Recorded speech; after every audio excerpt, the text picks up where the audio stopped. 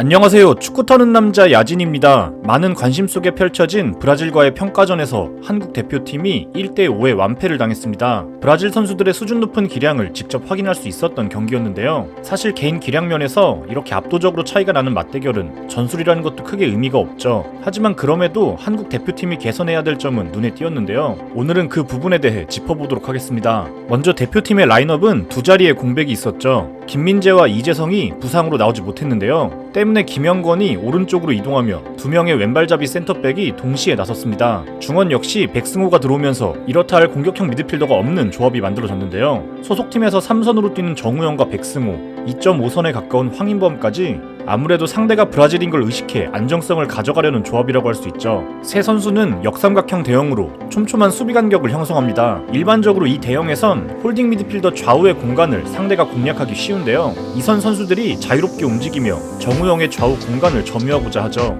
대신 한국은 앞선 미드필더들이 상대를 방해하거나 혹은 간격을 촘촘하게 서면서 패스가 편하게 들어오지 못하도록 하는 게 목적이라고 할 수 있는데요. 하지만 브라질 선수들의 개인 기량은 차원이 다른 수준이었죠. 좁게 선 라인 틈으로도 공을 보낼 길과 타이밍을 찾아냅니다. 결국 전반 중반 이후부터는 수비 대형의 변화를 주는데요. 수비 시엔 백승호와 정우영이 나란히 서면서 4-4-2로 두 줄 라인을 세우게 되죠.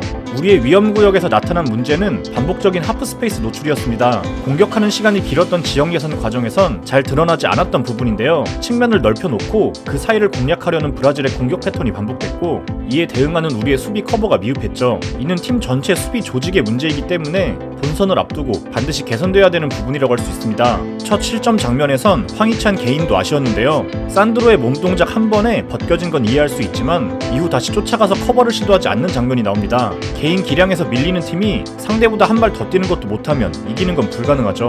이제 문제의 공격 상황을 짚어볼 차례인데요. 흔히들 언론에서 말하는 빌드업 축구, 일단 이 용어 자체가 잘못돼도 한참 잘못되긴 했지만 이건 다음에 기회가 되면 다시 얘기해보도록 하겠습니다. 어쨌든 이걸 올바르게 재해석해서 후방에서부터 이어지는 공격 시퀀스를 강조하는 걸 벤투의 축구라고 정의했을 때 이 방향성 자체가 틀렸다고는 할 수 없습니다. 실제로 이날 브라질을 상대로도 한국은 유의미한 공격 작업을 몇 차례 보여주기도 했는데요. 이렇게 김승규 키퍼부터 시작된 후방 빌드업은 이후 선수들의 유기적인 움직임과 정확한 패스로 상대의 강한 압박을 피해 넓은 공간으로 쉽게 빠져나옵니다. 빈도의 차이는 있지만 아시아팀을 상대할 때와 다름없는 빌드업 과정이었죠. 흔히 말하는 뻥축구, 긴 패스를 통한 단순한 공격을 시도한다면 우리가 후방에서 공을 뺏길 위험은 없겠지만 사실상 상대에게 공격권을 그냥 헌납하는 것과 다름없습니다. 가뜩이나 공격 기회가 적을 수밖에 없는 세계 무대에서 우리가 골을 넣을 확률은 더 낮아지죠. 벤투 감독 부임 이후 가장 달라진 장면이라고 하면 낮은 위치에서부터 공격을 만들어갈 때 상대 압박이 들어와도 선수들이 크게 당황하지 않는다는 점인데요. 하지만 이날의 문제는 그 윗선에서 나오게 되죠. 최후방에선 여유있게 패스로 풀어내더라도 위에 있는 정우영이 볼을 잡을 때 상대의 강한 압박을 받게 됩니다. 이날 정우영은 위험 지역에서 쉽게 공을 뺏기는 모습을 보여주죠. 물론 정우영 개인 역량의 문제이기도 하지만 이날 정우영의 부담을 분산시켜줘야 했던 백승호가 눈에 띄지 못한 점도 아쉬웠습니다. 이날 한국이 가장 많이 보여준 후방에서 3-1의 빌드업 대형인데요.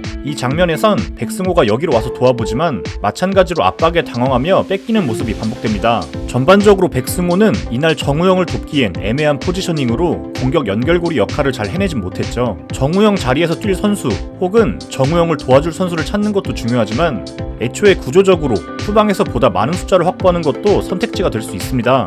세계 무대에서도 전방 압박에 대처하기 위해 보편화된 3-2의 빌드업 대형을 고려해볼 수도 있겠죠. 역시 김민재의 부재도 빼놓을 수 없습니다. 적극적인 경합이 부족했던 수비 상황에서의 아쉬움이야 두말할 것도 없고 빌드업 상황에서도 공백이 느껴졌는데요. 이날 벤투 감독은 김영권을 오른쪽에 놓으면서 두 명의 왼발 센터백을 기용했죠. 하지만 왼발잡이가 오른쪽으로 오면서 확실히 빌드업 시도 자체가 부자연스럽다는 느낌을 지울 수 없었습니다. 왼발잡이인 김영권은 우측면에선 몸이 안으로 닫힌 채 공을 받을 수밖에 없습니다. 오른발잡이가 우측에서 확보할 수 있는 각도보다 왼발잡이의 패스 각도는 확연히 불리하죠. 이는 물론 김민재가 돌아오면 걱정할 게 없는 문제긴 하지만 주전 선수가 빠졌을 때의 조합도 중요해 보입니다. 이날 경기를 통틀어 가장 좋은 공격 장면이라고 생각되는 건 전반 11분의 상황입니다. 측면에서 수비 뒤를 돌아 들어가는 홍철을 향해 곧바로 권경원의 패스가 들어가는데요. 상대의 시선이 중앙에 집중될 때 적은 패스로도 순간 템포를 올리면서 브라질 위험구역을 공략할 수 있었죠. 물론 이런 공격 역시도 빌드업의 일부라고 할 수 있습니다.